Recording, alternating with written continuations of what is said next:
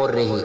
قد يكون من الأقدار ما يسوء الإنسان في ظاهر أمره، لكنه إذا تيقن أن الله عز وجل أراد به خيرا جعل الله عز وجل قدره خيرا له. لهذا ينبغي للإنسان أن يكل المصائب والهموم والأحزان إلى الله، فإن لله في ذلك تقدير، فإن لله عز وجل في ذلك تقدير. ينزل البلاء على عبده بزمن محدود ويرفعه بزمن محدود.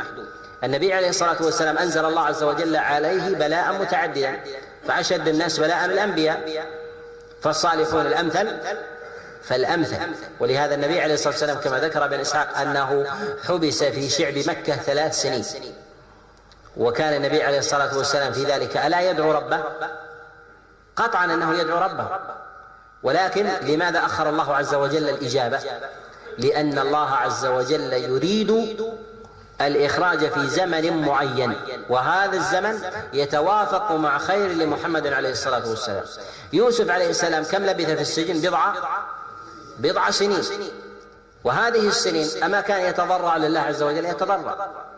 ولو خرج في السنة الأولى لخرج في زمن تمكين العزيز وقوته، وكان خروجه سببا في أذية أخرى أو نفي أو طرد.